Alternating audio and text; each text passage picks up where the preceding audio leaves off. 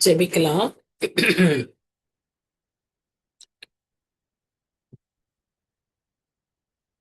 எங்களை அதிகமாய் நேசிக்கிறேன் நல்ல தகப்பனே, இந்த நல்ல மாலை வேலைக்காக நன்றியோடு நாங்கள் உம்மை துதிக்கிறோம் சுவாமி, உம்மை ஸ்தோத்திரிக்கிறோம்.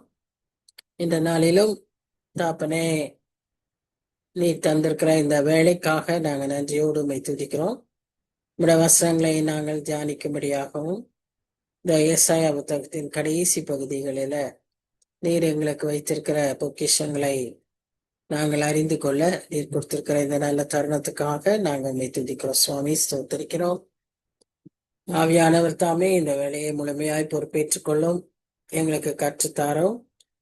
ஆண்டவரை கேட்கிற மனதையும் அதன்படி வாழ்கிற கிருபைகளையும் தயவாய் கட்டளையிடும். வர இருக்கிற மக்களை தடையா இருக்கிற காரியங்களை மாற்றி சீக்கிரமாய் வந்து சேர நீர் உதவி செய்யும். தாழ்த்தி ஒப்பு கொடுக்கிறோம், பொறுப்பேற்றுக் கொள்ளும். நேசிக்கிற இயேசு கிறிஸ்து மூலமாய் வேண்டிக் கொள்கிறோம் பிதாவே, ஆமேன் ஆமேன். Good evening. இன்றைக்கு யாருமே வரல. ராணி, என்ன ராணி வந்திருக்கீங்க? ராணி ராணி ஜான்சன். ஜான்சன்.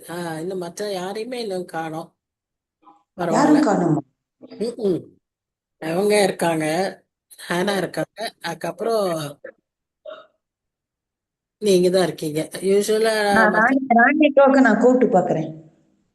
சரி சரி, நீங்க கூப்பிடுங்க. நான் கண்டினியூ, நான் ஸ்டார்ட் பண்றேன். டைம் ஆயிடுச்சு. சரி சரி.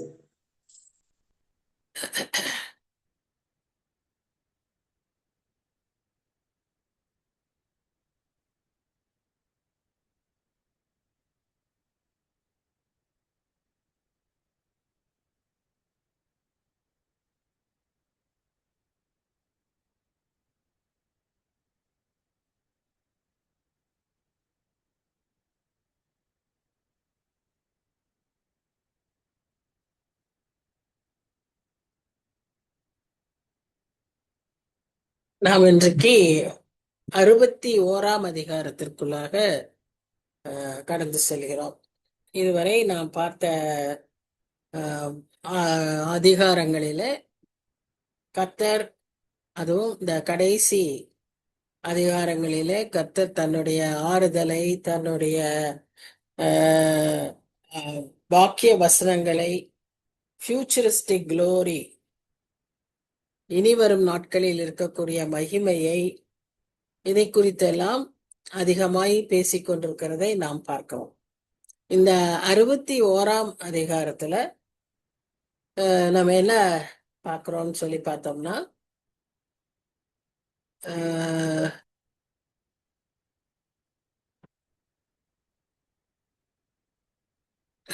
இந்த அதிகாரங்கள்ல நாம என்ன பார்க்கிறோம்னா, இந்த சிறைப்பட்டு இருந்த அந்த சூழ்நிலையில இந்த மக்களுக்கு ஒரு நம்பிக்கை ஊட்டும்படியான ஆறுதலான ஒரு வாக்கிய வசனங்களை இந்த அதிகாரத்திலே நாம் பார்க்கிறோம். சிறைப்பட்டிருந்தாங்க, அவர்களுக்கு எப்படி ஒரு திரும்ப நான் கட்டுவேன், திரும்ப உங்களை நான் உயிர்ப்பிப்பேன் என்கிற ஒரு நம்பிக்கையின் ஆறுதலின் வசனங்களை இந்த அதிகாரத்துல நாம பார்க்கிறோம்.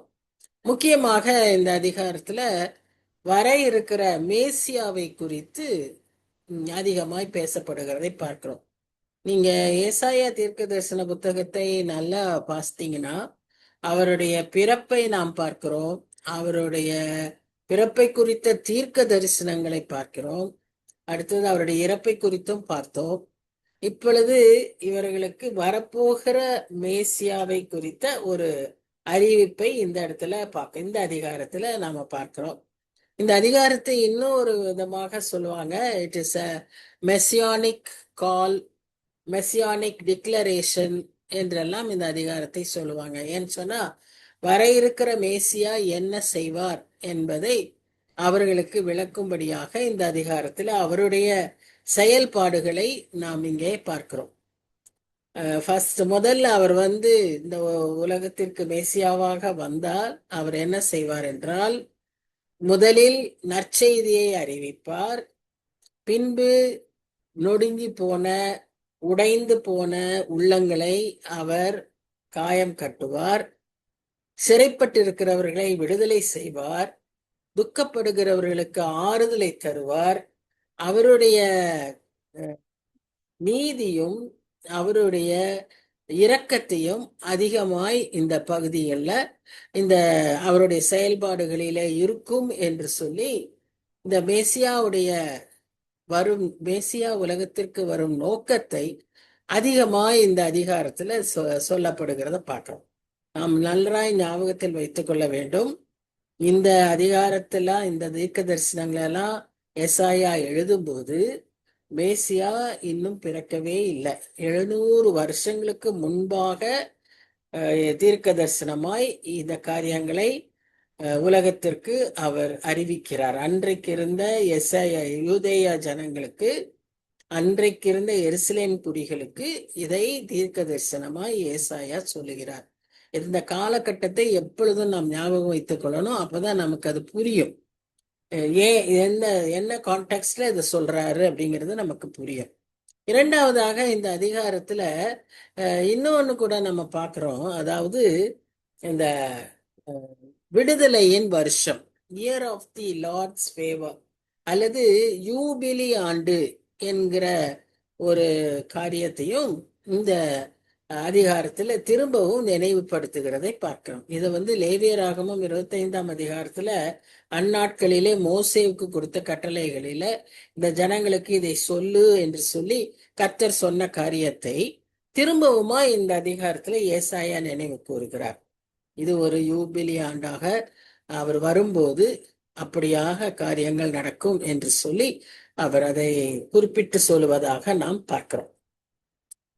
சரி, இப்போ நாம வசனங்களுக்குள்ளாக போகலாம். வசனத்துல போகும்போது முதல் வசனம், அதுல முதல் பகுதி, அது 2 பகுதியா பிரிச்சிருக்கு. முதல் பகுதியை பார்த்தீங்கன்னா, கர்த்தராகிய தேவனுடைய ஆவியானவர் என் மேல் இருக்கிறார், சிறுமைப்பட்டவர்களுக்கு சுவிசேஷத்தை அறிவிக்க கர்த்தர் என்னை அபிஷேகம் பண்ணார்.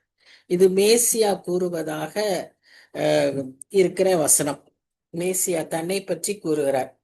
அவர் சொல்லும் போதே, மேசியாவே சொல்லும் போது, கர்த்தராகிய தேவனுடைய ஆவியானவர் என் மேல் இருக்கிறார், சிறுமைப்பட்டவர்களுக்கு சுவிசேஷத்தை அறிவிக்க கர்த்தர் என்னை அபிஷேகம் பண்ணினார்.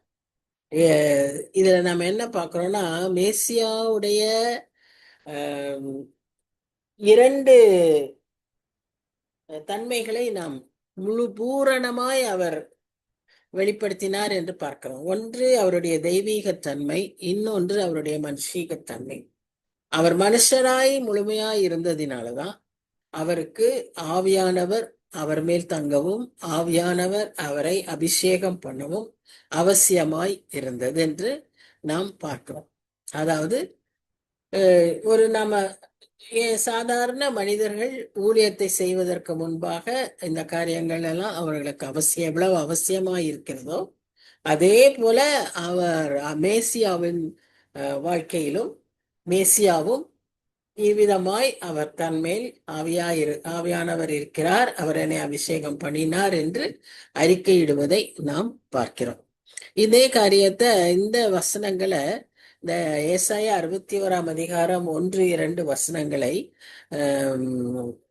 ஜெபாலயத்துல நம்முடைய ஆண்டவர் ஒரு முறை அதை இந்த சுருளை வாசிக்கும் போது அதை அவர் வாசித்ததாக நாம் பார்க்கிறோம். அப்போ அந்த வசனங்களிலே அவர் சொன்ன காரியம் என்னன்னு பார்த்தீங்கன்னா, லூக்கா 4ஆம் அதிகாரம் 16ஆம் வசனத்திலிருந்து 22ஆம் வசனம் வரைக்கும் உள்ள வசனங்களிலே நாம பார்ப்போமானால் அவர் அதில் என்ன சொல்றாருன்னா, இந்த தீர்க்க தரிசனம் இப்பொழுது நிறைவேறிற்று என்று தன்னை குறித்து அங்க சொல்வதை பார்க்கிறோம்.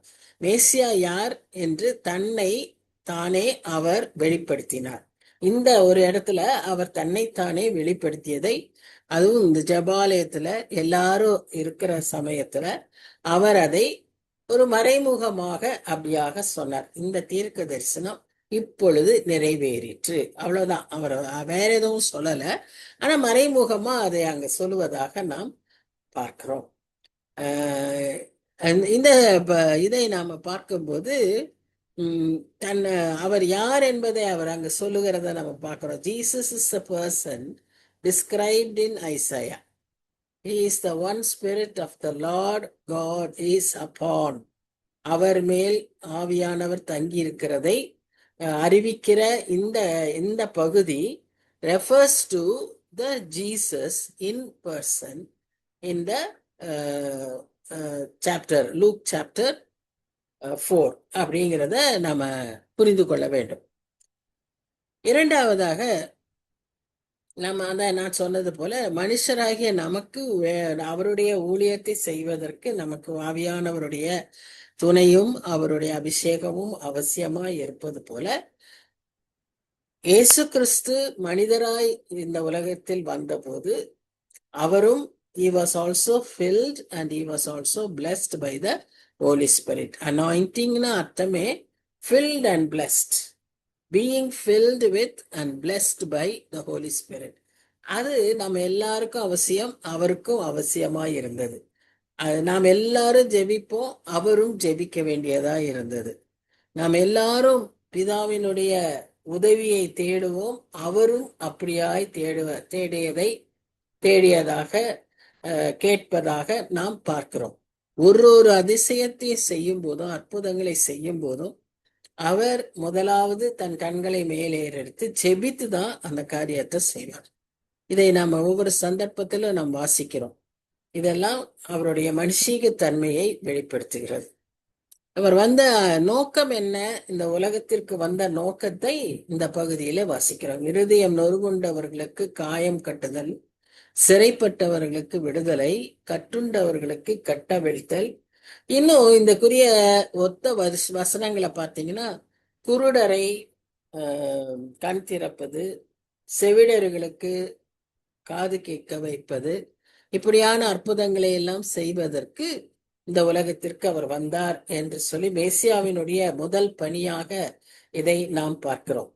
அடுத்ததாக இந்த 2வது வசனத்துல ஒரு முக்கியமான காரியத்தை பார்க்கிறோம். கர்த்தருடைய அனுக்கிரக வருஷத்தையும் நம்முடைய தேவன் நீதியை சரிக்கட்டும் நாளையும் கூறவும், துயரப்பட்ட அனைவருக்கும் ஆறுதல் செய்யவும், சீயோனிலே துயரப்பட்டவர்களை சீர்படுத்தவும், அவர்களுக்கு சாம்பலுக்கு பதிலாக சிங்காரத்தையும், துயரத்துக்கு பதிலாக ஆனந்த தைலத்தையும், ஒடுங்கின ஆவிக்கு பதிலாக துதியின் ஆடையையும் கொடுக்கவும் அவர் என்னை அனுப்பினார்.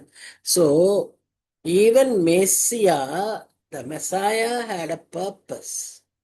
When he was sent by the Lord, he had a purpose to fulfill. அதை அவர் தெளிவாய் விளங்கினவராய் அவர் இங்கு சொல்லுவதை நாம் பார்க்கிறோம்.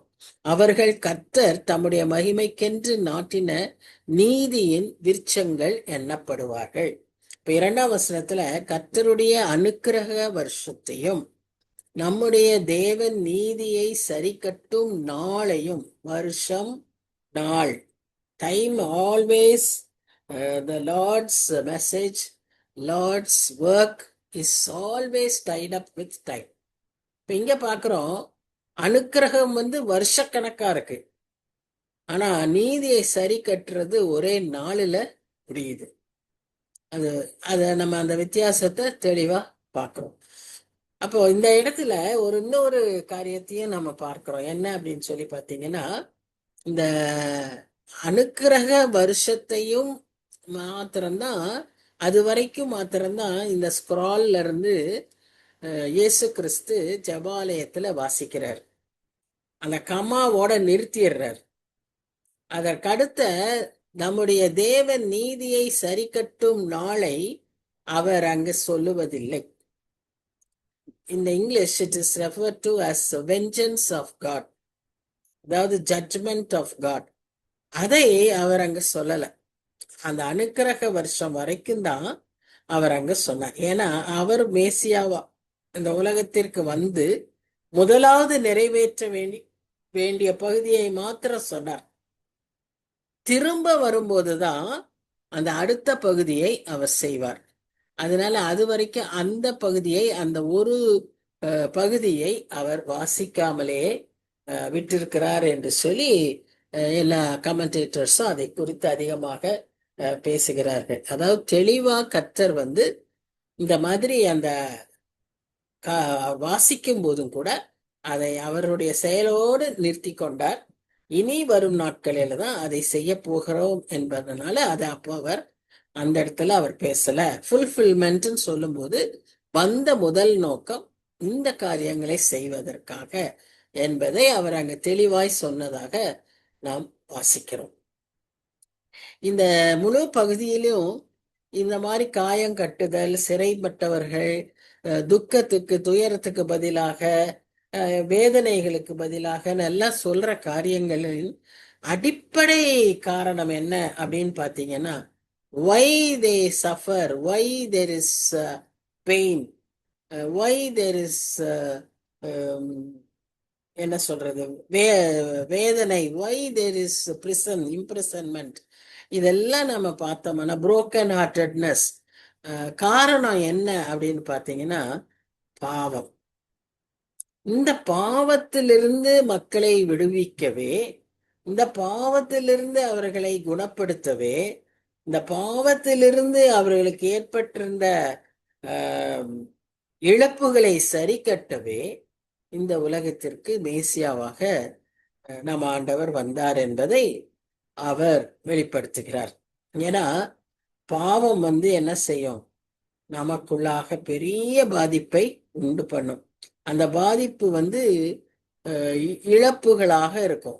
ஆசீர்வாதங்களை இழந்து போகிறோம், சுதந்திரத்தை இழந்து போகிறோம், நம்முடைய உரிமைகளை இழந்து போகிறோம். நாம் பரலோகத்தின் வாசிகள் அந்த நித்திய வாழ்வை இழந்து போய் நித்திய ஆக்கினையை பெற தகுதியுள்ளவர்களாகி விடுகிறோம். இதையெல்லாவற்றிலிருந்து நம்மை மீட்பதற்காகவே நம் மேசியா மீட்பராக, ரிடீமராக, நமக்கு அந்த ரிடம்ஷனை கொடுக்கிறதற்காக இந்த உலகத்திலே அவர் வந்தார். சிறைப்பட்டவர்கள், காயப்பட்டவர்கள், இவர்களையெல்லாம் விடுவிக்க கர்த்தர் இந்த உலகத்திற்கு வந்தார் என்று சொல்லி நாம் பார்க்கிறோம். இந்த இரண்டாவது பகுதி என்னன்னா, அவர் நம்மை மீட்கும் போது அடுத்த செயல் ஒன்று இருக்கிறது. மீட்பதற்கு அவர் கிரயம் செலுத்தி தன்னையே பலியாய் கொடுத்தார். அந்த மீட்கிறப்போ இன்னொரு செயல் உண்டு. அது என்ன அப்படின்னு பாத்தீங்கன்னா, இந்த பாவத்தை அவர் தண்டிக்க வேண்டும். இந்த பாவத்தின் அந்த கொடுக்கை அவர் நசுக்க வேண்டும். இதற்கு அது அந்த நாள் தான், அந்த நாளை அவர் வந்து அறிவிக்காமலே விட்டார். ஏன்னு சொன்னா அவர் அப்பதான் முதல் முறையா வந்திருக்கிறார். ஆக இரண்டாம் முறை வரப்போகும் போதுதான் அதை செய்வேன் என்பதற்காக அந்நாளிலே அதை சொல்லவில்லை. இது very clearly it is given. அந்த ஒரு comma refers to so many years. இன்னைக்கு 2000க்கு மேலான வருஷங்கள் அந்த ஒரு கமாவில இருக்கு, தொக்கி நிக்குது. டைம் ரொம்ப காலம். இந்த வேதத்துல நம்ம ஆண்டவருடைய செயல்பாடுகள்ல அந்த காலத்தின் முக்கியத்துவத்தை பார்க்கும்போது ஆச்சரியமா இருக்கு. அவர் அங்க சொல்லி அந்த ஒரு கமாவோட நிறுத்துறாரு. அந்த கமாவோட கண்டினியூஷனுக்கு இன்னும் ஃபுல்ஃபில் ஆகிறதுக்கு இன்னும் 2000 வருஷங்களுக்கு மேல ஆயிட்டு இருக்கு. So he had to stop there. அப்போ ஆல் தீஸ் இயர்ஸ் ஆர் அனுக்கிரக வருஷங்கள். இந்த 2000 வருஷத்துக்கு மேலாக இருக்கக்கூடிய நாம் அனுபவிக்கிற இந்த வருஷங்கள் அனுக்கிரக வருஷங்கள், கிருபையின் வருஷங்கள், years of grace. that will lead to a single day of vengeance. அதோடைய முடிவு எப்படி இருக்கும்? Single day of vengeance. அதனால இந்த நாட்களை நாம் பயன்படுத்தி கொள்ள வேண்டும், ஆதாயப்படுத்தி கொள்ள வேண்டியவர்களாய் இருக்கிறோம் என்று நாம் பார்க்கணும். இந்த 3ஆம் வசனத்துல ரொம்ப அழகா நாம அதுல வாசிக்கிறோம். Instead of the ashes of mourning, he gives his people beauty. இந்த பியூட்டி அப்படின்னு சொல்றத எபிரேய வார்த்தையில பார்த்தீங்கன்னா அது வந்து என்னன்னு சொல்லப்படுது? இங்க இல்ல எபிரேய வார்த்தைகள் இல்ல, அது பின்னால வருது. இந்த இடத்துல நம்ம என்ன பார்க்குறோம்னா, அவர் கொடுக்கிற அவருடைய பிளெஸ்ஸிங்ஸை நாம் இங்கே பார்க்குறோம். ஏன்னு சொன்னா அந்த நாட்கள்ல அவர்கள் அந்த சிறைப்பட்டு இருந்த நாட்கள்ல, எல்லாவற்றையும் இழந்திருந்த நாட்கள்ல அவர்கள் துக்கப்படுகிறவர்களாய் காணப்பட்டார்கள். அவர்கள் துக்கப்படுகிறதை வெளிப்புறமாய் அவர்கள் காண்பிப்பது எப்பொழுதுமே இந்த ரெட்டுடுத்தி சாம்பலில் இருப்பது. ஸோ அவங்க உடுத்தியிருந்த உடைகள் எல்லாம் ரெட்டுடுத்தி சாக்கு துணியில அவங்க தங்களை போர்த்தி கொண்டு சாம்பலில் உட்கார்ந்து சாம்பலை தலைமையில தூக்கி போட்டுக்கிட்டு இருந்தவங்களா இருந்தார்கள். ஆனா அவர்களுக்கு அவர் தருகிற ஆசீர்வாதத்தை இந்த வசனத்துல அழகா பார்க்கிறோம். அதான் என்ன பார்க்கிறோம்? இன்ஸ்டெட் ஆஃப் த ஆஷஸ் அவங்களுக்கு என்ன தராராம்? பியூட்டி தராராம். அது எப்படியா? Oil of joy, oil of joy, garment of praise. இப்படியாக கர்த்தர் அதை நமக்கு மாற்றி தருகிறார், சிங்காரம் தருகிறார். அதோடு கூட அவர் துதியின் ஆடையை நமக்கு தருகிறார். அதோடு கூட சந்தோஷமான தைலத்தை, நமக்கு மகிழ்ச்சியான அந்த தைலத்தை தருகிறார். இது இது இது வந்து அனுபவிக்கிறது, இது வந்து it has to be experienced. இதை வெளியே நாம பார்க்க முடியாது. அது நமக்குள்ளாக இருக்கிற உள்நாட டிரான்ஸ்ஃபர்மேஷன். அந்த வேதனை நம்மிலிருந்து நீங்கும் போது, அந்த சமாதானம் நமக்குள்ளாக நம்மை ஆண்டு கொள்ளும் போது, அந்த சந்தோஷம் நமக்குள்ளாக பாவத்திலிருந்த விடுதலையை பெற்ற அந்த சந்தோஷத்தை அனுபவிக்கும் போது இந்த காரியங்கள் எல்லாம் மாறி போகிறதை நாம் பார்ப்போம். இத வந்து எரேமியா தீர்க்கதரிசி 31ஆம் அதிகாரத்துல 12ஆம் வசனத்திலிருந்து 14ஆம் வசனம் வரை இதை அழகாய் அங்கு சொல்லியிருக்கிறார். அதே போல சங்கீதம் 30ஆம் அதிகாரம் 11ஆம் வசனத்திலும் இதை சொல்லியிருக்கிறார்.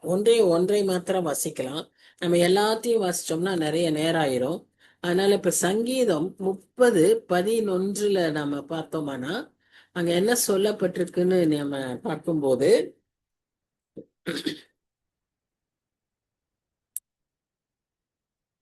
என் புலம்பலை ஆனந்த களிப்பாக மாறப்பண்ணினீர். என் மகிமை அமர்ந்திராமல் உம்மை கீர்த்தனம் பண்ணும்படியாக நீர் என் ரட்டை களைந்து போட்டு மகிழ்ச்சி என்னும் கட்டினால் என்னை இடை கட்டினீர். என் தேவனாகிய கர்த்தாவே, உம்மை என்றென்றைக்கும் துதிப்பேன். சோ இந்த அனுபவம் நம்ம எல்லாருடைய வாழ்க்கையிலுமே இருக்கும். நம்ம எல்லாருக்குள்ளேயும் இந்த ரட்சிக்கப்பட்ட ஜனங்களுக்கு இந்த இந்த இந்த experience is a must and is a common experience. அதனால இந்த எக்ஸ்பீரியன்ஸ் உள்ள நமக்கு வேற என்ன வேண்டும், வேற என்ன தேவை இல்லையா? அதே போலதான் இப்ப அதை தான் சொன்னேன். எபிரேய வார்த்தையில இந்த சிங்காரம் அழகாய் மாற்றுகிற அந்த பியூட்டி அப்படிங்கிறது எப்படி சொல்லப்பட்டிருக்குன்னு சொன்னா, தலையிலே அணிகிற இப்ப யாத்திராகம புத்தகத்துல நாம பார்க்கிறோம். அத வந்து குல்லாக்கள்னு சொல்லப்பட்டிருக்கு, சிரபூஷணங்கள் அப்படின்லாம் சொல்லப்பட்டிருக்கு, ஹேட்ஸ், ஹெட் ட்ரெஸ்ஸஸ் அப்படின்னு அதை சொல்லப்படுகிறதை நாம் பார்க்கிறோம். அதாவது கிரீடங்கள், தலையில் அணியக்கூடிய கிரீடங்கள். கர்த்தர் நமக்கு நிறைய கிரீடங்களை தருவார்னு நம்ம வெளிப்படுத்தல் விசேஷத்துல வாசிச்சிருக்கோம். நீதியின் கிரீடம், நம்ம பவுலும் கூட அத ஒரு இடத்துல எல்லாம் கோடிட்டு சொல்வார். பேதுரு சொல்லியிருக்கிறார், அழிவில்லாத கிரீடங்கள்னு சொல்லியிருக்கிறாரு, வாடாத கிரீடம்னு சொல்லியிருக்கிறாரு, ஜீவ கிரீடம்னு சொல்லியிருக்காங்க, நீதியின் கிரீடம்னு சொல்லியிருக்கிறாங்க. இப்படி பல கிரீடங்களை நமக்கு தருகிறார் என்று சொல்லி பார்க்கிறோம். நம் ஆண்டவரே ஒரு ஒரு ஒரு சமயத்துல அவர் தலையிலே பல கிரீடங்களை அணிந்தவராய் காட்சி தருகிறதை நாம் பார்க்கிறோம். யோவானுக்கு அந்த அவ்விதமாக அவர் காட்சி அளித்தார். சோ நம்முடைய செயல்பாடுகளுக்கு ஏற்ற விதமாக நம்முடைய வாழ்க்கைக்கான ரிவார்டு பல விதமான கிரீடங்கள்ல அது அமையும். இது வந்து நமக்கு பொருந்தும். அன்றைக்கு இருந்தவர்களுக்கு அந்த துக்கத்தை மாற்றி ஆனந்த தைலத்தினால் அவர்களை அபிஷேகித்து அவர்களுக்கு சந்தோஷத்தையும் சமாதானத்தையும் கொடுத்து, ஏன்னா சிறையிருப்புல இருந்து வந்தார், சிறையிருப்புல இழந்ததை எல்லாவற்றையும் மீட்டு கொடுப்பேன் என்கிற ஒரு நம்பிக்கையின் வார்த்தையாய் அதை அங்க சொல்லுகிறார். ஆனா நமக்கு இன்றைக்கு அது எவ்விதமாய் பொருந்தும்னு சொன்னா, நம்முடைய வாழ்க்கைக்கு தக்கதான கிரீடங்களை கர்த்தர் நமக்காக வைத்திருக்கிறார். அந்த கிரீடம் எப்படிப்பட்டதா? நித்திய கிரீடமாம், அழிவில்லாத கிரீடமாம், வாடாத கிரீடமாம். இப்படியாக அதை குறித்து பேதுருவும் பவுலும் அவங்களுடைய நிருபங்களிலே எழுதியிருக்கிறார். இதையெல்லாம் நம்ம வாசிச்சோம்னா நமக்கு அதை பற்றி அறிந்து கொள்ளலாம். ஆனா ஒன்று நிச்சயம், நம்முடைய வாழ்க்கைக்கான ரிவார்டு நமக்கு நிச்சயம் உண்டு. அதனாலதான் இங்கேயே அவர்களை பற்றி என்ன சொல்றாருன்னு சொன்னா, அவர்கள் நாட்டப்பட்ட மரங்களாய் நீதியின் விருட்சங்களாய் காணப்படுவார்கள். அது வசனத்துல கடைசி பகுதியில பார்க்கணும். நம்ம நீதியின் விருட்சங்களாய் காணப்படுவோம். ட்ரீஸும் வேதத்துல மிக முக்கியமான ஒரு காரியம். இந்த மரம் சம்பந்தப்பட்ட நிறைய செய்திகள் நமக்கு வேதத்துல கொடுக்கப்பட்டிருக்கிறதை நாம் பார்க்கிறோம். மரங்கள்னு நம்ம பார்த்தோம்னாலே, மலைகள்னு எடுத்தோம்னா, மரங்கள்னு எடுத்தோம்னா, இதெல்லாம் நிறைய நமக்கு வேதத்துல செய்திகளை சொல்லுகிறதை பார்க்கிறோம். சோ இங்கே அந்த இடத்துல அவர் சொல்றாரு, நீதியின் விருட்சங்களாய் அவர்கள் இருப்பார்கள். இப்ப 4ஆம் வசனத்துல பாத்தீங்கன்னா, அவர்கள் நெடுங்காலம் பாழாய் கிடந்தவைகளை கட்டி பூர்வத்தில் நிர்மூலமானவைகளை எடுப்பித்து தலைமுறை தலைமுறையாய் இடிந்து கிடந்த பாழான பட்டணங்களை புதிதாய் கட்டுவார்கள். அதாவது கம்ப்ளீட்டா ஒரு ஒரு டெசலேஷன்ல இருந்து ஒரு ரெஸ்டோரேஷன், ஒரு rebuilding, reclamation will take place. ஏன்னா இவங்க திரும்ப எருசலேமுக்கு வரும்போது அந்த எருசலேம் எப்படி இருக்குமா? எல்லாரும் பார்த்து ஒரு அலட்சியமா, ஒரு ஒரு என்ன சொல்றது, இடிந்து போன ஒரு பாழான பட்டணங்களாய் அதை காண்பார்கள். ஆனா அதை அவர் மாற்றும் போது எப்படி மாற்றுகிறாராம்? எசேக்கியேல் தீர்க்கதரிசி 36ஆம் அதிகாரம் 33 35 வசனத்தை நம்ம வாசிக்கும் போது அதுல ஒரு வார்த்தை வரும், ஏதேன் தோட்டத்தை போல அவர் மாற்றி விடுவார். ஏதேன் தோட்டம் தான் முதல் தோட்டம். ஆண்டவர் ஆதாமையும் ஏவாளையும் இந்த உலகிலே இருந்து அனுபவிக்க வைத்த தோட்டம். அவ்விதமாக இந்த எருசலேம் மாறிவிடுமாம். இன்றைக்கும் அது இன்னும் மாறல. இன்றைக்கும் அது இப்படிதான் ரத்த பூமியா தான் இருக்கு. இன்றும் இடிந்த போன பாழா போன நிலையில தான் இருக்கு. ஒருவேளை 1000 வருஷ அரசாட்சியில அவ்விதமான ஒரு மாற்றம் நிச்சயம் நேரிடும். இது ஒரு நெடுங்கால தீர்க்க தரிசனம். அன்றைய தீர்க்க தரிசனத்துல அன்றைக்கு அவர்கள் அங்கிருந்து வந்தவர்கள் இதை திரும்ப கட்டினார்கள். எருசலேமை திரும்ப கட்டினார்கள், ஆலயத்தை திரும்ப கட்டினார்கள். நாம் அதை பற்றி வாசிக்கிறோம். செருபாபேல், எஸ்ரா, இவங்களையெல்லாம் வைத்து கோரேஸ் ராஜா அவர்களுக்கு நிறைய செல்வத்தை கொடுத்து அனுப்பி அவர்கள் போய் அதை கட்டும்படியாக சொல்லுகிறார்கள். இன்னும் மீதியான இடிபாடுகளை நெகேமியா கட்டினதாக நாம பார்க்கிறோம். ஸோ அந்த அன்றைக்கு இமீடியட் அது ஃபுல்ஃபில்மெண்ட். ஆனா இன்னும் நீடித்த நாட்களாய் பிற்காலத்துல நிறைவேற வேண்டிய தீர்க்க தரிசனம் இன்னும் அந்த காலம் காத்திருக்கிறதை நாம் அறிகிறோம். So always God wants to rebuild the ruined cities. அவர் அப்படியே அதை விட்டு விடுறதே இல்லை. அது போல நம்முடைய வாழ்க்கையிலும் இப்படியாக இடிபாடுகளாக இடிந்து போன நிலைமையில, பாழடைந்து போன நிலைமைகள்ல நம்முடைய வாழ்க்கையே இருந்தா கூட, புரோக்கன்னஸ் இருந்தா கூட, கர்த்தர் அதை ரெஸ்டோர் பண்றதுக்கு அவருடைய இந்த மேசியா வந்த நோக்கமே அதுதான். ஆண்டவராகிய இயேசு கிறிஸ்துவை நாம் அறிந்திருக்கிறவர்கள் அவருடைய முதல் வேலையே அதுதான். He wants to rebuild. ஒன்றே ஒன்றுதான் செய்யணும், அவரை நம்பணும், அவர் கையில நம்ம வாழ்க்கைய ஒப்பு கொடுக்கணும். இன்னைக்கு இளைய சமுதாயத்தை பார்த்தீங்கன்னா அநேகருடைய வாழ்க்கை இப்படியாக தவிப்பில் இருக்கிறதை நாம் பார்க்கிறோம். எப்படி இதை நம்ம திரும்ப ரெஸ்டோர் பண்றது, எப்படி நம்ம திரும்ப எழும்புறது அப்படிங்கிற ஒரு பெரிய ஒரு குழப்பத்துல இருக்கிற நிலைமைகள்ல இன்னைக்கு இருக்கிற இளைய சமுதாயம் இருக்குது. அவங்களுடைய தீய பழக்க வழக்கங்களினால, அவங்களுடைய பழைய வித்தியாசமான அசோசியேஷன்ஸ்னால, அவர்களுடைய பாவ நிலைமைகளினால, இப்படியாய் அவர்களுடைய வாழ்க்கை இடிந்து போன பட்டணம் மாதிரி இருந்தா கூட கர்த்தர் அதை திரும்ப எடுத்து கட்ட காத்திருக்கிறார். God still waits to rebuild. எந்த சின்ன காரியங்களா இருந்தாலும் சரி, அதை அவர் பயன்படுத்தி, அவர் அதை பெரிதாக்கி, அவர் அதை சிறந்ததாக்க காத்திருக்கிற தேவனாய் இருப்பதை நாம் பார்க்கிறோம். ஒருவேளை அது இந்த நிலைமை சில குடும்பங்கள்ல ஒரு தலைமுறை இல்ல, தலைமுறையாய் அந்த குடும்பங்கள் இவ்விதமான ஒரு காரியத்தை அனுபவித்து இதுல எனக்கு மாற்றமே இல்லை, இது இப்படித்தான் அப்படின்னு சொல்லி அநேகர் சொல்லக்கூடிய நிலைமையிலும் கூட கர்த்தர் அதை மாற்ற முடியும். கர்த்தரால் அதை மாற்ற காத்திருக்கிறார். அதுக்காக அவர் காத்திருக்கிறார்.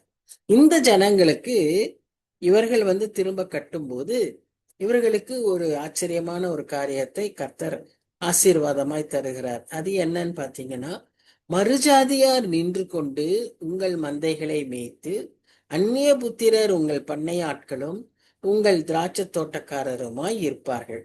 நீங்களோ கர்த்தரின் ஆசாரியர் என்று சொல்லப்படுவீர்கள். உங்களை நமது தேவனுடைய பணிவிடைக்காரர் என்பார்கள். நீங்கள் ஜாதிகளின் செல்வத்தை அனுபவித்து அவர்கள் மகிமையை கொண்டு மேன்மை பாராட்டுவீர்கள். இப்போ இதுல என்ன நாம பாக்குறோம்னா, இந்த எருசலேம் நகரத்துக்குள்ளாக இவங்க திரும்ப வரும்போது, அதை திரும்ப கட்டும்போது gentile population will help them in rebuilding and in assisting. அவங்களுக்கு திராட்சை தோட்டத்து பண்ணைக்காரர்களா இருப்பாங்க. அவர்கள் மந்தைகளை மேய்த்து கொடுப்பாங்க, திரும்ப கட்டி கொடுப்பாங்க. இதெல்லாம் இந்த மாதிரி, அதாவது என்ன, help from other sources. From every source you would get help. இதுதான் நமக்கு ஆசீர்வாதத்திற்கு அடையாளம். நம்முடைய வாழ்க்கையிலே நீங்க யோசிச்சு பாருங்களேன். நம்முடைய வாழ்க்கையிலே சில காரியங்கள் எல்லாம் நாம் எதிர்பாராத இடங்களிலிருந்து நமக்கு உதவிகள் கிடைக்கும். நாம் எதிர்பாராத விதங்களிலே கர்த்தர் அதை நமக்கு நடத்தி தருவார். இதெல்லாம் ஒரு typical example of God's reclamation, God's restoration. இதுதான், this is the way he would do it. அதுதான் இங்கேயும் நாம அதை அவர் தீர்க்க தரிசனமா சொல்லி இருக்கிறத பார்க்கிறோம். சரி, நம்மை அவர் எப்படி எதிர்பார்க்கிறார், நாம் என்ன செய்ய வேண்டும் என்று எதிர்பார்க்கிறார்னா, நாம் ஆசாரியர்களாக, அதாவது between God and this people, அவர்களை வழிநடத்துகிறவர்களாக, அவர்களுக்கு கர்த்தருடைய ரட்சிப்பை அறிவிக்கிறவர்களாக அந்த பொறுப்பான வேலையை நாம் செய்ய கர்த்தர் நம்மை எதிர்பார்க்கிறார். புறஜாதியார் நமக்கு உதவி செய்து நம்முடைய பொறுப்புகளை அவர்கள் நமக்கு சேர்ந்து ஒத்துழைக்கிறார்கள். அதோடு கூட நம்ம ஆண்டவருடைய ராஜ்யத்தின் பணியாட்களாக, ஆசாரியர்களாக, நாம அவருக்கு பணிவிடைக்காரர்களாக, அவரை சேவிக்கிறவர்களாக கர்த்தர் நம்மை ஆசீர்வதிக்கிறார். Is it not a blessing to be person who would serve such a loving and eternal God? யோசிக்கணும் இல்லையா? உண்மையாவே அது ஒரு privilege. It is a privilege. It's not a responsibility.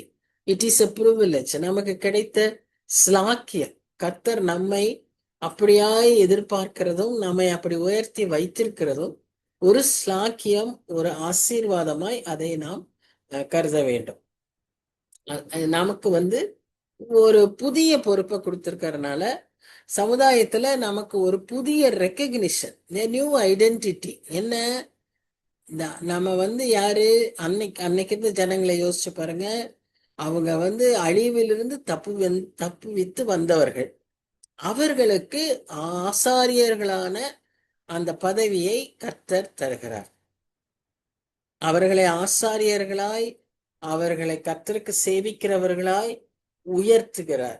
யாருன்னா, அந்த கொஞ்சம் பேரு கர்த்தர் மேல விசுவாசத்தோடு, கர்த்தர் காலத்துக்காக காத்திருந்த மக்கள். அந்த சிறைப்பாடல 70 வருஷம் இருந்தாங்க. அந்த 70 வருஷத்திலும் இவங்க உண்மையாய் ஆண்டவரை சேவித்து ஆராதித்து, கர்த்தர் ஒரு நாள் எங்களை விடுதலை செய்வார் என்ற நம்பிக்கையோடு காத்திருந்த இந்த மக்களுக்கு கொடுக்கப்படுகிற ரிவார்டு என்ன? A new identity and a new responsibility. புது வேலையை அவர் தருகிறார். ஒரு புது பதவியை அவர்களுக்கு கொடுக்கிறார். அது என்னவென்றால் ஆசாரியர்களாய் அவர்களை உயர்த்துகிறார். இன்னைக்கு ஆண்டவருடைய பிள்ளைகளாய் நாம் மாறும்போது நமக்கு இந்த புதிய ஏற்பாட்டு கிறிஸ்தவர்களாகிய நமக்கும் இதே ஒரு பதவியை, இதே ஒரு பொறுப்பை, பதவி அல்ல ஒரு பொறுப்பு, இந்த பொறுப்பை, இந்த ஸ்லாக்கியத்தை நமக்கும் அளிக்கிறார். இதை நாம் 1 பேதுரு 2ஆம் அதிகாரம் 9ஆம் வசனத்துல வாசிக்கிறோம். நாம் தெரிந்தெடுக்கப்பட்ட ஜாதி, புண்ணியங்களை அறிவிக்க வேண்டியவர்கள், ராஜரீக கூட்டம், ஆசாரியர்கள், இப்படின்னு நம்மையும் கர்த்தர் அவ்விதமாய் அழைத்திருக்கிறார். நமக்கும் இந்த பொறுப்பை, இந்த இந்த பொறுப்பு, ஒரு நிலைமைய தந்திருக்கிறார். நாம இதெல்லாம் யோசிக்காம நம்முடைய வாழ்க்கையின் அர்த்தத்தையும் நோக்கத்தையும் விளங்கி கொள்ளாமல் இன்னைக்கு அநேக கிறிஸ்தவர்கள் தங்கள் வாழ்க்கையை சீர்குலைத்து கொண்டிருக்கிறார்கள் என்று நாம் பார்க்கிறோம். பாவத்திலேயே விழுந்து பாவத்தை செய்கிறவர்களாகவும் காணப்படுகிறோம், அல்லது அர்த்தமற்ற வாழ்க்கையை வாழுகிறவர்களாகவும்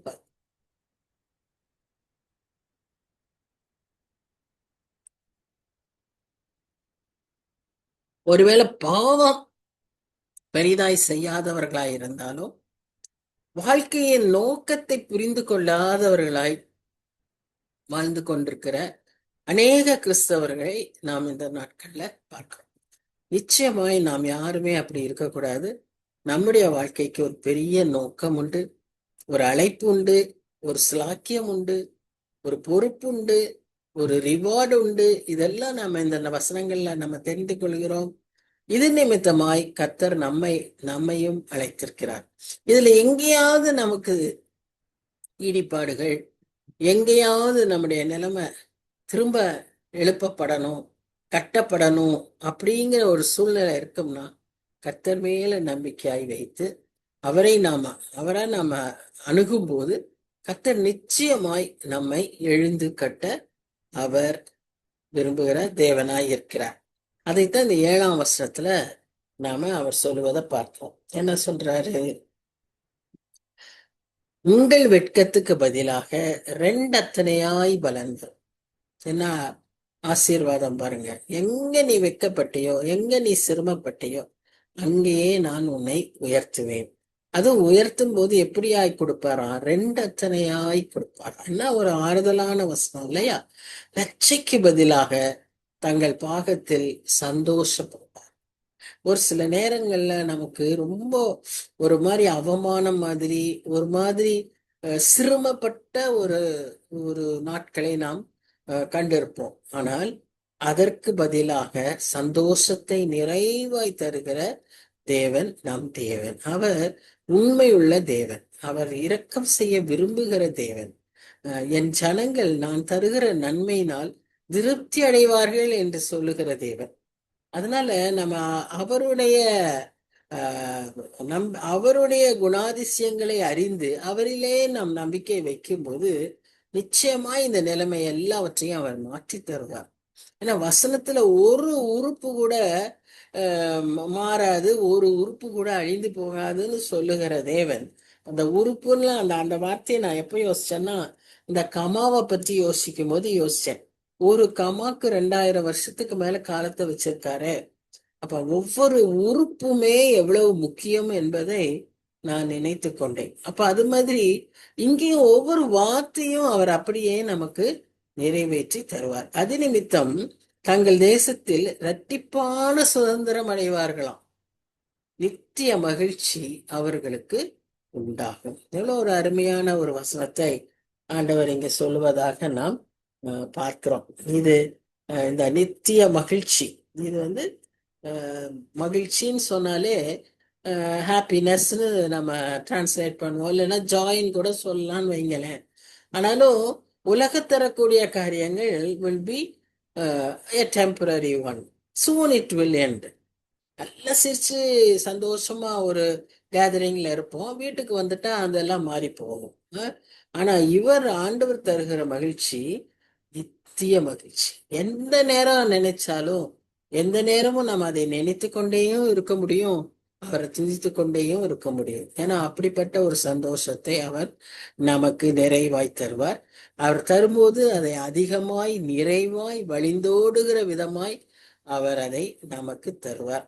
அது எப்போ நாம் அவரோடு அவரை நம்பிக்கை வைத்து அவர் அவர் நடத்துகிற வழியில நாம் நடக்கும்போது இவைகள் எல்லாம் நமக்கு நிறைவாய் கட்டளையிடுகிற தேவன், ரெண்டத்தனையாய் பலன் கொடுக்கிற தேவன், திரும்ப கிடைக்கிற கொடுக்கப்படுகிறது.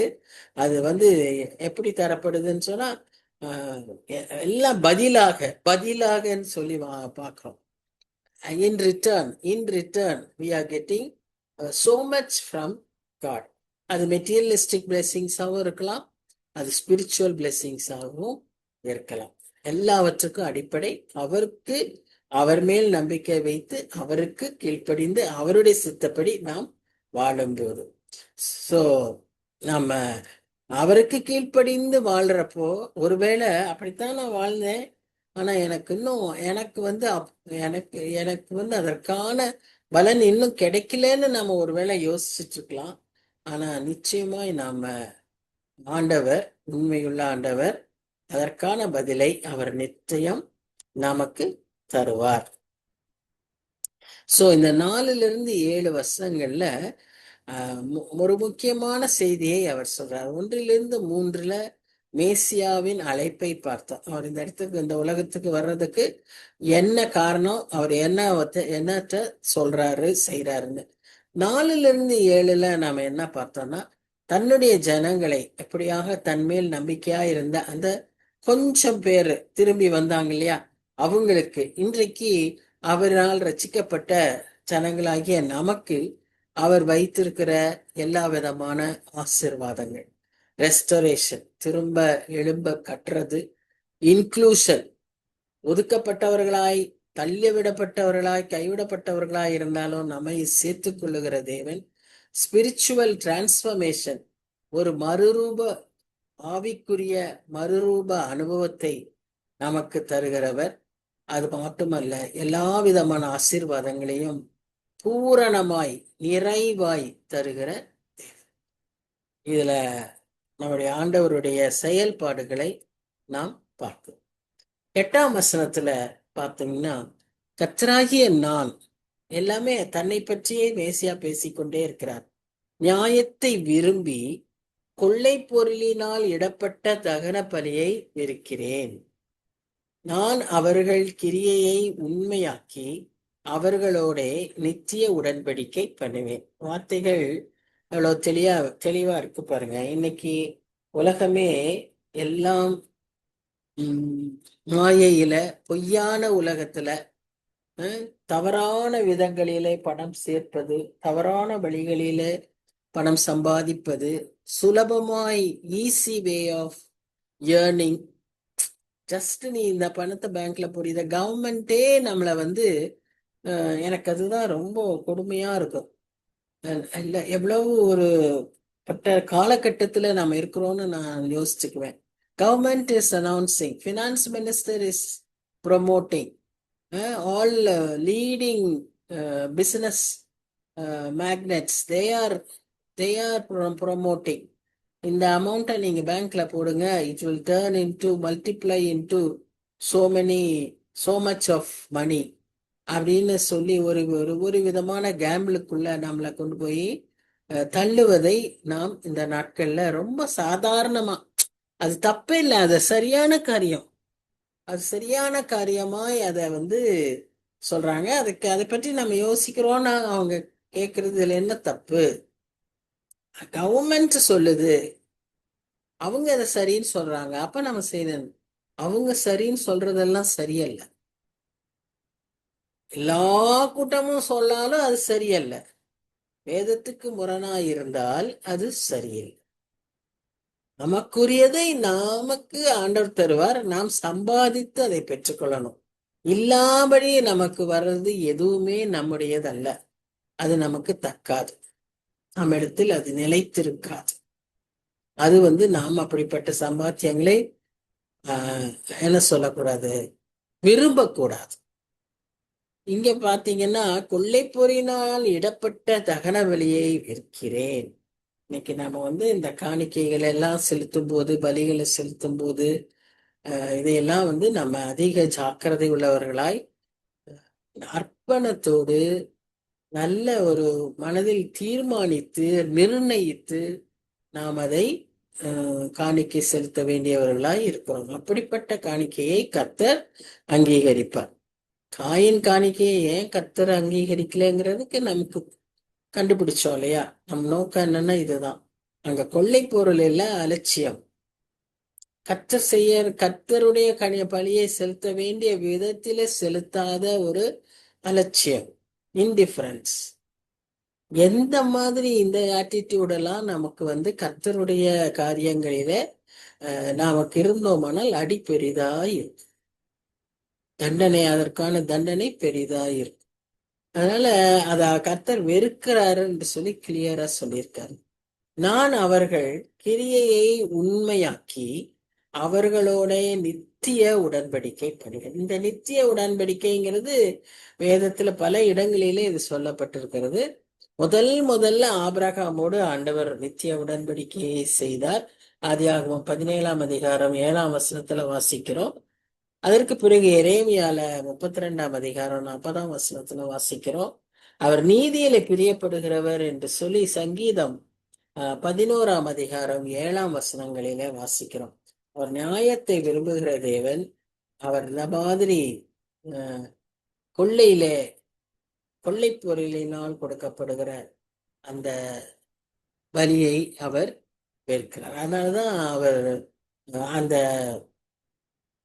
பஸ்கா பண்டிகை அப்போ ஆலயத்துக்கு போன போது இந்த வெளிப்பிரகாரத்துல நடந்து கொண்டிருந்த வியாபாரத்தை அப்படியாக எல்லாரையும் விரட்டி அடித்து, அந்த மாதிரி ஒரு ஆவேசத்தோடு அவர், இது என் ஜெப வீடு, இதை நீங்கள் கள்ளர் குகையாக்கினீர்கள் என்று சொல்லுகிறதை நாம் பார்க்கிறோம். நாமும் இதுல எல்லாம் எச்சரிப்புள்ளவர்களாக இருக்கணும். ரொம்ப நமக்கு சில சமயம் ஒரு ரிச்சுவலா கேஷுவலா காரியங்களை செய்யறோம். அதுல நமக்கு ஆண்டவர் காண்பிக்கும் போது, ஆவியானவர் உணர்த்தும் போது அதை நாம் எப்பொழுதுமே சரி செய்து கொள்ள ஆயத்தமாய் இருக்கணும். எல்லாரும் செய்யறாங்க, இதுதான் பாரம்பரியம், இதை இப்படிதான் செய்யணும் அப்படின்னு அதுல சேர்ந்து நாமும் செய்ய வேண்டியது அவசியம் அல்ல. அதையெல்லாம் நம்ம தெளிவா இருக்கணும். அது ஆண்டவர் உணர்த்துவார். அப்படி உணர்த்தினார்னா நம்ம அதை நிச்சயமாய் அதை நம்ம கீழ்ப்படிய வேண்டியவர்களா இருக்கணும். அப்படி கீழ்ப்படியும் போதுதான் நிறைவான பூரண ஆசீர்வாதங்களை நாம் பெற்றுக்கொள்ள முடியும். இந்த இடத்துல அவர் அதான் சொல்றாரு, if the heart is not right, when you are offering, if your heart is not right, then God will not accept. இதை நம்ம சுவிசேஷங்கள்லயே வாசிக்கிறோம். மத்தேயு சுவிசேஷத்துல வாசிக்கிறோம். காணிக்கையை கொண்டு வைக்கும்போது சகோதரனோடு நீ ஒரு ஒப்புரவாகலைன்னா இதை நீ வச்சுட்டு போய் முதல்ல ஒப்புரவாகிட்டு உன் காணிக்கையை செலுத்துன்னு சொல்றதா நம்ம பார்க்கிறோம். So our heart should be right with God and right with others, with every relationship that we have. Friends, யாரா இருந்தாலும் சரி, God is very particular. நீ உன்னுடைய ஆஸ்தியவே நீ கொண்டாந்து கொடுத்தா கூட, ஆனா உன்னிலே இந்த அன்பு இல்லைன்னா அது ஒன்றும் இல்லைன்னு சொல்லி 1 Corinthians 13ஆம் அதிகாரத்துல முதல் 4 வசனங்களில வாசிக்கிறோம்.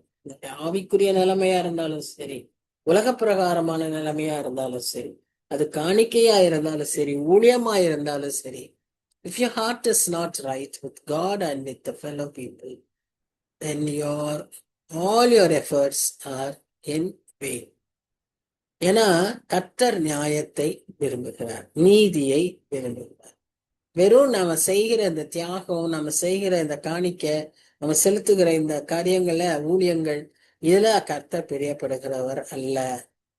கர்த்தருக்கு நம்முடைய மனம்தான் வேணும், சரியான விதத்துல அந்த மனம் இருக்கணும். அப்பதான் ஆண்டவர் அதை விரும்புகிறார். அப்படிப்பட்டவர்களோடு அவர் நித்திய உடன்படிக்கைகளை செய்கிறார். அவர் நித்திய உடன்படிக்கைன்னு செய்யும்போது ஒரு புதிய இருதயத்தை கொடுத்து அப்படி ஒரு நித்திய உடன்படிக்கையை நம்ம செய்கிறார்.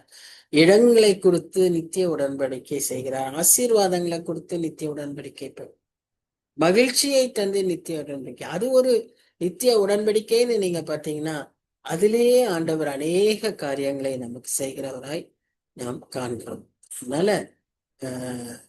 இதையெல்லாம் சுதந்திரிக்கணும், இதெல்லாம் நம்ம அனுபவிக்கணும், பூரணமாய் அனுபவிக்கணும்னா இந்த அடிப்படை அந்த பார்ட் நம்ம சரியா இருக்கும். Must be right with God and right with. 9ஆம் வசனத்துல நம்ம பார்க்கிறோம், இது ஒரு பெரிய ஆசீர்வாதம். அவர்கள் சந்ததியானது ஜாதிகளின் நடுவிலும் அவர்கள் சந்தானமானது ஜனங்களின் நடுவிலும் அறியப்பட்டிருக்கும். அவர்களை பார்க்கிற யாவரும் அவர்கள் கர்த்தரால் ஆசீர்வாதம் பெற்ற சந்ததி என்று அறிந்து கொள்வர். இந்த வார்த்தையை அனுபவத்தோடு ஏசாயா முன்பாக சொல்லியிருக்கிறார். நானும் என் பிள்ளைகளும் கர்த்தருக்கென்று அடையாளங்களாயும் அற்புதங்களாயும் இருக்கிறோம்னு சொல்லி அவர் முதலே சொல்லியிருக்கிறார். அதாவது நம்ம பார்க்கிறோம், நாம் ஆராதிக்கிற தேவன் உண்மையுள்ள தேவன். நம்முடைய வெளிச்சம் அப்படி பிரகாசிக்கலாம். நம்மை காண்கிறவர்கள் கர்த்தரை மகிமைப்படுத்தணும். நம்முடைய செயல்பாடுகள் அவ்விதமாய் இருக்கணும். இது சந்ததி சந்ததியா இருக்கணும். குடும்பத்தை விரும்புகிற தேவன், குடும்ப ஆசீர்வாதத்தை, குடும்பத்தை கட்டுகிற, குடும்பத்தை உருவாக்கின தேவன். நிறைய பேர் கர்த்தரை சேவிக்கணும்ட்டு நம்ம குடும்பத்தை சரியா கவனிக்காம அல்லது குடும்பமே வேண்டான்னு சொல்லுகிற ஒரு சாமியார் நிலைமை, அதெல்லாம் கர்த்தர்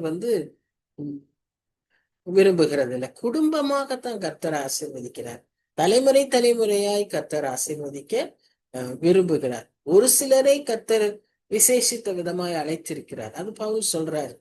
அப்படிப்பட்டவர்கள் தான் அந்த விதமான ஒரு அழைப்புல ஒரு விரதத்துல இருக்க முடியும். Not everybody. ஸோ அத ரொம்ப தெளிவா கர்த்தர் இங்க காண்பிக்கிறார். இங்கேயுமே சந்ததியானது ஜாதிகளின் நடுவிலும். ஏன்னா இந்த இடத்துல இந்த ஜென்டைல்ஸ் இன்க்ளூஷன் நம்ம பார்க்கிறோம். புறஜாதியாரும் இந்த ஆசீர்வாதத்துக்கு இணையாக இந்த புதிய அந்த கட்டப்படுகிற எருசலேமில அவர்களுக்கும் ஒரு பங்கை அவர் இந்த காலகட்டத்திலேயே அதை தீர்க்க தரிசனமாய் அறிவிக்கிறார். அது பின்னால நிறைவேறும். ஆனா இப்பவே அதை அறிவிக்கிறார். அன்றைக்கு வெறும் அது யூதர்களுக்கு மாத்திரம்தான் எல்லாம்னு நினைச்சிருந்தாங்க. இன்னைக்கு நம்ம கிறிஸ்தவங்களுக்கு தான் நம்ம சொல்லிக்கிறோம். பாரம்பரியமா வர இத்தனை பரம்பரை கிறிஸ்தவர்கள் நாங்க, இப்படியான குடும்பத்துல இருந்து வந்திருக்கிறோம் நாங்கன்னு சொல்லி நம்மை பற்றி பேசிக்கொள்கிறோம்.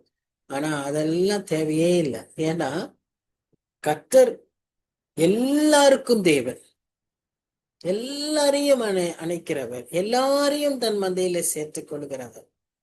அதுதான் இங்க நம்ம அந்த பிரின்சிபிள் ஆஃப் இன்க்ளூஷனை நம்ம அதிகமாய் பார்க்கணும். இது இன்றைய நாட்கள்ல மிக மிக அவசியமான ஒரு காரியம்.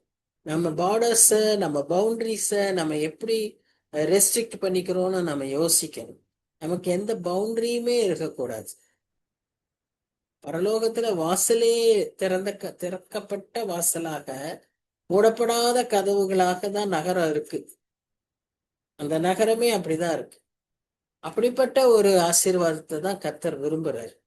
அப்ப அவருடைய சகல காரியங்களிலும் இது யாருக்கும் உரியதுன்னு சொல்லி எந்த விதமான பவுண்டரியும் நம்ம போட முடியாது. He crosses beyond boundaries. நமக்காக எந்த டெரிட்டோரியல் ஃபீலிங்கே நமக்கு இருக்கக்கூடாது. அந்த இன்க்ளூசிவ் பிரின்சிபல் நமக்கு ரொம்ப அவசியம். அதே போல சந்தானமானது ஜனங்களின் நடுவிலும் அதாவது ஃபர்ஸ்ட் ஜெனரேஷன், அதுக்கு அடுத்த ஜெனரேஷன். இன்னைக்கு ஜென்சிங்கிறாங்களே, செகண்ட் ஜெனரேஷன், Gen 2, அவர்களையும் ஜனங்களின் நடுவில் அப்போ தலைமுறையாய் அந்த ரட்சிப்பை, அந்த கர்த்தருடைய பிள்ளைகளாகிய அவர்களுடைய சுதந்திரத்தை அவர்கள் கடத்தி வர வேண்டும்.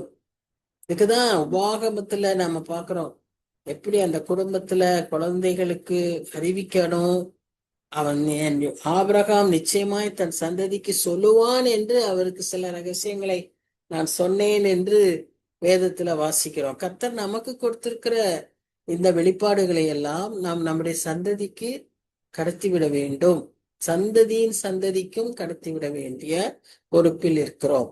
அப்போ அவர்களை பார்க்கிற யாவரும் அவர்கள் கர்த்தரால் ஆசீர்வாதம் பெற்ற சந்ததி என்று அறிந்து கொள்வார்கள். இததான் அவர் நமக்கு நித்திய உடன்படிக்கையாய் நமக்கு தந்திருக்கிறார். நமக்கு அந்த நிச்சய உடன்படிக்கையின் ஆசீர்வாதங்களை நாம் அனுபவிக்கும் போது இதை சுற்றி இருக்கிற ஜனங்கள் அதை அறிந்து கொள்வார்கள். இவர்கள் தான் கர்த்தரால் ஆசீர்வதிக்கப்பட்டவர்கள் என்று சொல்லி அவர்கள் அறிந்து கொள்வார்கள். ஏன்னா நம்ம அந்த சமாதானம், நாம அனுபவிக்கிற அந்த சமாதானம் உலகம் கொடுக்கிற சமாதானம் அல்ல. நாம் அனுபவிக்கிற சந்தோஷம் இந்த உலகம் கொடுக்கிற சந்தோஷம் அல்ல. நாம் அனுபவிக்கிற திருப்தி, கண்டென்ட்மெண்ட், இந்த உலகம் கொடுக்கிற திருப்தி அல்ல. இந்த உலகத்தில் இருக்கிறவர்கள் இன்னும் இன்னும் எப்படி எப்படி பெருக்கலாம், இன்னும் எப்படி அதை டபுள் ஆக்கலாம், அந்த மாதிரி எண்ணத்துல தான் இருக்கிறவர்களா இருக்காங்க. ஆனா நாம போதும் என்று சொல்லக்கூடிய அந்த தேவ பக்தி உள்ளவர்களாய் நாம் காணப்படும். இப்படி நம்மள நிறைய வித்தியாசத்தை கர்த்தர் வைத்திருக்கிறார். அந்த வித்தியாசத்தின்படி நாம் வாழும்போது மக்கள் நம்மை இவர்கள் கர்த்தரால் ஆசீர்வதிக்கப்பட்டவர்கள் என்று அறிந்து கொள்வார்கள். சோ எதை நாம் செய்தாலும் அவருடைய மகிமைக்கென்று நாம் அதை செய்ய அழைக்கப்படுகிறோம். இந்த 10 வசனத்துல, கர்த்தருக்குள் பூரிப்பாய் மகிழ்கிறேன், என் தேவனுக்குள் என் ஆத்துமா களி கூர்ந்திருக்கிறது. மணவாளன் ஆபரணங்களினால் தன்னை அலங்கரித்துக் கொள்கிறதற்கும் மணவாட்டி நகைகளினால் தன்னை சிங்காரித்துக் கொள்கிறதற்கும் ஒப்பாக அவர் ரட்சிப்பின் வஸ்திரங்களை எனக்கு உடுத்தி நீதியின் சால்வையை எனக்கு தரித்தார். இப்போ மணவாளனும் மணவாட்டியும் ஆபரணங்களும் அலங்காரமும் செய்வது தவறல்ல. ஏதோ அதுவே ஒரு பெரிய பாவம்னு இன்னைக்கு உலகம் நினைக்குது. ஆனா அப்படி அல்ல. கிறிஸ்தவர்கள்னா இதெல்லாம் இல்லாம இருக்கணும் அப்படின்னு கூட சில பேர் நினைக்கிறாங்க. அதுவும் அல்ல. அது ஒரு மணவாட்டி, ஒரு மணவாளன் அந்த அக்கேஷனுக்கு அவங்க செய்ய வேண்டிய எல்லா அலங்காரங்களையும் அதையெல்லாம் செய்யறதுனால தப்பு இல்லை. அதுல ஆடம்பரங்கள் தான் இருக்கக்கூடாது, அலங்காரங்கள் இருக்கலாம். அப்படியாக அவர்கள் தங்களை சிங்காரித்துக் கொள்ளுகிறது போல இந்த ரட்சிப்பின் வஸ்திரத்தை உடுத்தினவர்களாய், நீதியின் சால்வையை தரித்தவர்களாய் நாம் காணப்பட வேண்டும். இது இல்லாட்டினா நாம் எப்படி இருப்போம்னா ஒரு நிர்வாணியை போல நாம் இருப்போம். ஆதாம பார்க்கும்போது ஆதாமுக்கு அந்த ஒரு இன்சிடென்ட்டை எதுக்கு நமக்கு சொல்றாருன்னா, பாவம் வந்தால் ஆண்டவருடைய பார்வையில நாம் நிர்வாணிகளாய் நாம் உடை உடுத்தப்பட்டவர்களாய் இருக்கணும்னு சொன்னா, நாமே சில உடைகளை உடுத்தி கொண்டா, அன்னைக்கு ஆசாரியனாகிய யோசுவா உடுத்தி இருந்த உடையை சாத்தான் சொன்னது போல, அவன் உடை அழுக்கா இருக்கு, அவன் உடை கந்தையா இருக்கு, அவன் உடை எல்லாம் இதா நிறைந்திருக்கு அப்படின்னு அவன் சொன்னான் இல்லையா, அந்த மாதிரிதான் அது காணப்படும். ஆகவே நாம் ஆண்டவர் இந்த வெள்ளை உடையை உடுத்திட்டா நமக்கு பரிசுத்தம் வந்துடும், நாம ரட்சிக்கப்பட்டவங்கன்றது அடையாளம் கிடையாது. நமக்கு ஆண்டவர் உடுத்துகிற அந்த ரட்சிப்பும் ஆண்டவர் தருகிற அந்த நீதியின் சால்வையையும் விசுவாசத்தினாலே நாம் தரித்து கொள்ளும் போது ஆண்டவரின் பார்வையிலே நாம் உடை உடுத்தினவர்களாக மணவாட்டிகளை போல நாம் அவர்களுக்கு அவருடைய வருகைக்கு ஆயத்தமானவர்களாய் காணப்படுவோம். ஏன்னா இந்த வசனம் என்ன சொல்லுதுன்னா, அவர்கள் மணவாளன் மணவாட்டியை உடுத்திருந்ததற்கு ஒப்பாக நம்முடைய ரட்சிப்பும் நம்முடைய நீதியின் சால்வையும் இருக்கும் என்று சொல்லி பார்க்கலாம். பாவம் நம்மளை நிர்வாணி ஆக்கியிருக்கு. அதனால நாம் என்ன செய்யணும்னா, அந்த ரட்சிப்பின் சால்வையும் ரட்சிப்பின் உடையையும் நீதியின் சால்வையையும் எப்பொழுதும் தரித்தவர்களாய் உடையை காத்துக்கொள்ளுங்க. எப்படி நம்ம உடையை காத்துக்குவோம் இல்லையா, காத்து அடிச்சா கூட நம்ம உடையெல்லாம் கெட்டியா பிடிச்சுக்குவோம், பறந்துடக்கூடாது, நிர்வாணம் வெளியே காணப்படக்கூடாதுன்னு சொல்லி நம்ம எப்படி நம்மளை காத்துக்கிறோமோ, அதுபோல ரட்சிப்பையும் நீதியையும் நாம் எப்பொழுதும் காத்து ஆயத்தத்தோடு இருக்கும்போது அவர் வரும்போது நம்மை அவருடைய மணவாட்டியாய் அவர் நம்மை அழைத்துக் கொள்வார். கடைசி வசனம், பூமி தன் பூண்டுகளை விளைவிப்பது போலவும் தோட்டம் தன்னில் விதைவிக்கப்பட்டவைகளை முளைவிப்பது போலவும் கர்த்தராகிய ஆண்டவர் எல்லா ஜாதிகளுக்கும் முன்பாக நீதியையும் துதியையும் முளைக்க பண்ணுவார்.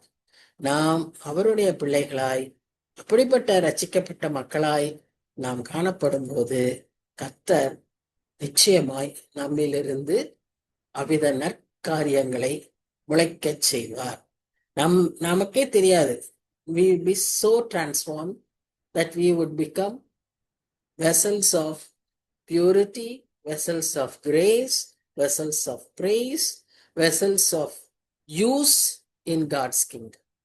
நம்ம ஒரு எம்டி வெசலா இருந்திருப்போம். நம்ம ஒரு அழுக்கு பாய்ந்த வெசலா இருந்திருப்போம். களிம்பான வெசலா இருந்திருப்போம். கர்த்தர் நம்மை அவ்விதமாய் மாற்றி விடுவார். எப்படி? அது எவ்வளவு சாதாரணமா சொல்றாருன்னா, பூண்டு பூமியிலிருந்து முளைக்கிறது போல. வேற என்ன? இது என்னுடைய மண்ணு, என்னுடைய சாயில், என்னுடைய பீப்புள், இவர்களிலிருந்து இதுதான் வெளியே வரணும், இதுதான் வரும் அப்படின்ற நம்பிக்கையில கர்த்தர் அங்க சொல்றார், முளைக்க பண்ணுவேன் அப்படின்னு சொல்லி.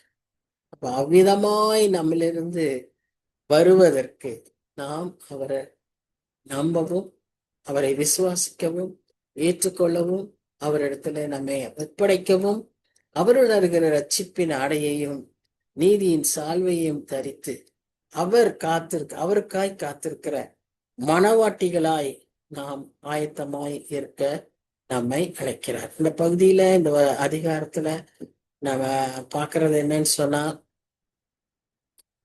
அவருடைய அவர் மேசியா யாரு, அவருடைய நோக்கம் என்னன்னு சொன்னதோடு தொடர்ந்து நமக்கு நிறைய எச்சரிப்புகளையும்